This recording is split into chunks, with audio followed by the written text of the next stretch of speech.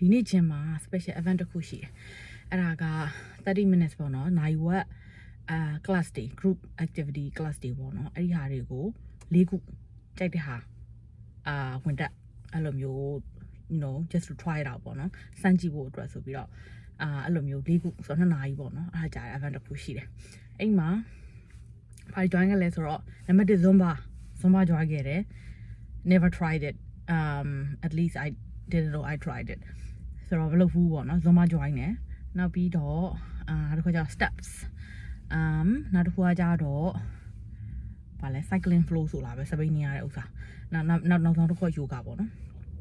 အဲ့ထဲမှာလမ်းလုခဲ့ရတစ်ခုရှိတယ်ဗာလဲဆိုတော့ Zumbaကတခါမှ class လည်းမတက်ဘူးဒါပေမဲ့အဲ့လို YouTube မှာ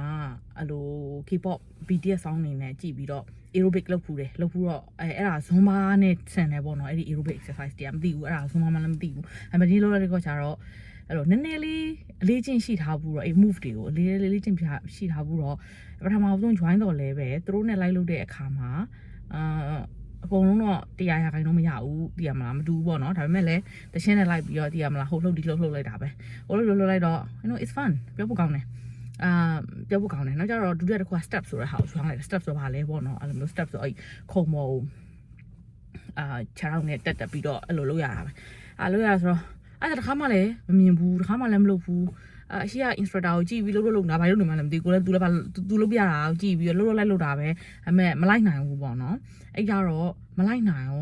တော့စိတ်ထဲမှာဖြိုသွားတာဘာကြီးလည်းမသိဘူးပေါ့နော်ငါလည်းမရဘူးပေါ့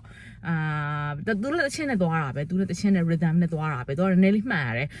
ဟိုဟာတွေကိုလေဒီ move ဒါပြီးရင်ဒီဟာဒါပြီးရင်ဟိုဟာဒီမလားအဲ့လိုမျိုးခြေထောက်လေးကိုမလိုက်ကြွလိုက်ဟာအဲ့လိုမျိုးလေးပေါ့နော်နည်းနည်းမှတ်ရတယ်မှတ်တာလည်းကောင်းတာဒီမလားလုံးမလုပ်ဘူးဆိုတော့ it's less fun နောက်တစ်ခုကကြတော့အဲ့ cycling အဲ့ဒါကကြတော့ cycling flow ဆိုတဲ့ဥစ္စာအဲ့ဒီဟာကြတော့ဘာရဲမသိဘူးအမှတက်ချင်တဲ့ဟို Pilates ကို join လုပ်ကြည့်ချင်တာပေါ့နော် Pilates ဆိုတာဘာမှလည်းမသိတော့သိအောင်လုပ်ကြည့်ချင်တော့ Pilates join နေတာမဲ့လူကပြည့်သွားတော့အဲ့ခန်းထဲဝင်သွားတော့အဲ့ cycling flow နဲ့တော့သွားကြည့်လိုက်တော့သူကကြတော့လိုပဲပေါ့နော်စပိန်နင်းပေါ့နော်ပြီးတော့ upper body strength ဆိုပြီးတော့ weight တုံးလေးတွေမှာပေါ့နော်အဲ့လိုမလို့ဆိုဟာလည်းမဆိုးပါဘူးပေါ့နော်စပိန်နင်းကလည်းကြိုက်တယ်ဆိုတော့โอเคပေါ့နော်ပြီးလို့ရှိရင်မောလာဘယ်တမ်းမဖြစ်မောလာရင်ရက်လိုက်တယ်ရက်ပြီးတော့ထွက်တောက်လိုက်တယ်စိတ်ထဲမှာအဲ့လိုမျိုးမကြိုက်တဲ့စိတ်ဖြစ်လာတဲ့အခါကြလို့ရှိရင်အထူးသဖြင့် steps ဒုတိယ class မှာမကြိုက်တဲ့စိတ်ဖြစ်လာတော့စဉ်းစားပါတော့ငါဘာလို့မကြိုက်တဲ့စိတ်ဖြစ်တာလဲလို့စဉ်းစားတော့ကိုမလိုက်နိုင်ဘူးကိုမရဘူး I'm not good at it ပေါ့နော်တည်ရမလားအဲ့ခါကျတော့ frustration ပေါ့နော်အဲ့ frustration အဲ့ရလာရောပြန်စမ်းတော့ this is my first time ငါတခါမတူဘူးလားတည်ရမလားတော့ you know let's have fun အဲ့လိုမျိုးပေါ့နော်let's have fun ဆိုပြီးတော့ဟိုတည်မလား move နဲ့ပဲလိုက်ပြီးတော့ကကြတာပေါ့နော်ဆိုတော့လေဒါမဲ့လည်းဟိုအများထဲမှာကိုတယောက်ပဲတည်ရမလားကိုကဖြစ်နေတော့လေနည်းနည်းလေး expectation ဆိုတော့ဘယ်လိုပြောမလဲအများဒီလိုလုပ်နေကိုလည်းလိုက်တိုင်းတာတစ်ခုထိတော့လုပ်ရမယ်ဆိုတော့ရှိတာပေါ့နော်အဲ့ဒီဟာကအလွှမ်းမိုးနေတာပေါ့နော်လွှမ်းမိုးတဲ့ခါကျတော့အဲ့ဒါကိုမလိုက်နိုင်ဘူးအဲ့ဒီ expectation ကိုမလိုက်နိုင်တဲ့ခါကျတော့မပြောဘူးပေါ့နော်မပြောဘူးမရဘူးငါမကြိုက်ဘူးပေါ့အဲ့လိုဖြစ်သွားတာပေါ့နော်နောက်ဆုံးကျတော့ဘာလို့လဲဆိုတော့ yoga ပေါ့နော် my favorite က yoga ကတော့အရင်တည်းကလည်းကြိုက်တော့လေလည်းဝင်လို့yoga ကျတော့လည်းဝင်လို့ဆိုတော့you know feeling good so yeah ဆိုတော့ဒီနေ့အတွက် big lesson ကဘာလဲဆိုတော့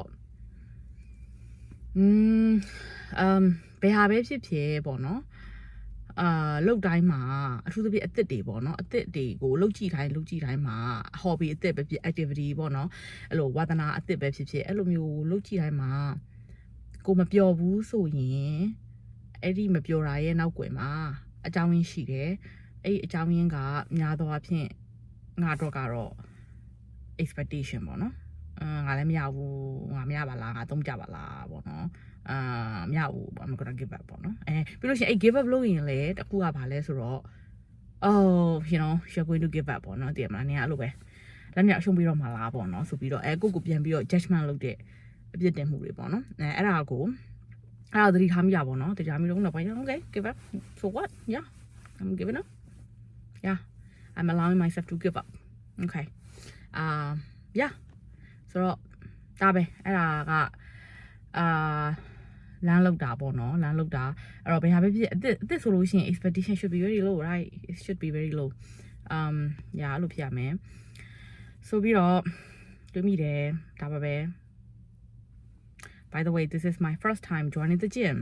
in 30 years of my life. I never thought joining gym would be fun. You know, I always thought gym would be like gym sura we don't need ma. You know, so really. Yeah, I thought it's very mundane and stressful or exhausting type of kind of thing. We'll think it out, no? I bet me. Like that, wow, my dear, no? Wow, YMCA ဆိုတော့အမှ activity လည်းအများကြီးရှိတယ်ဘာမှမလုပ်ချင်လည်းအမှပတ်ပြီးတော့လမ်းလျှောက်နေလို့ရတယ်အခုရာသီဥတုကအေးတော့အဲ့လိုမျိုး indoor မှာရှောက်ရတာလေးကကောင်းတယ် Okay catch you next time